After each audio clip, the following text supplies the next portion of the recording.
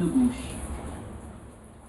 Encore un mot de l'actualité politique. Deux hommes ne se quittent plus malgré 2 semaines de bataille sans merci. François Copé et François Fillon se sont vus 2 fois aujourd'hui, c'est plus que lors des 15 derniers jours. La première entrevue a duré 1 heure ce matin au Palais Bourbon.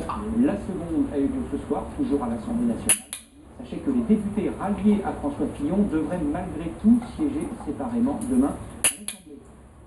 Un domaine en marge de la politique dans lequel la France est championne du monde, ce sont ces comités aux noms ronflants et à l'utilité souvent discutable. Il y en aurait environ 700, toutes financées par l'argent public. Le général de Gaulle les avait appelés comité Théodule. Si vous ne connaissez pas encore le comité de la protection des obtentions végétales ou la commission de localisation des offices de notaire, cette enquête en pleine jungle bureaucratique devrait vous intéresser. Elle est signée Antoine Lefebvre et Yves Le Battre. Il naît pour la plupart dans les beaux quartiers de Paris, ceux des ministères. Les comités Théodule aiment le confort, la discrétion et les titres ronflants. Conseil national du bruit, froid, Commission centrale des appareils à pression, Observatoire de la santé, Commission consultative des inventions.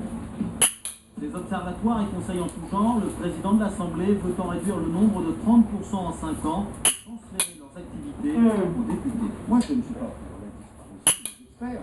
Ils sont indispensables et ils sont nécessaires. Mais je pense que l'on peut, avec une autre organisation, avoir un système plus démocratique, qui coûterait moins cher et qui serait beaucoup plus transparent. En ligne de mire, le Conseil d'orientation pour l'emploi, 524 000 € de budget pour 2 rapports en 2012. Le Conseil d'analyse de la société, 252 000 € de budget et 8 réunions cette année. Ou bien le Haut Conseil à l'intégration, 60 000 € de budget. Son dernier avis remonte au mois de juin. Mesdames et messieurs, bonjour. Le Centre d'analyse stratégique, 28 millions d'euros de fonctionnement par an. Il fait de la prospective sur tous les sujets et dément faire partie de ces comités fantômes dont les équipes ne servent qu'à caler les armoires.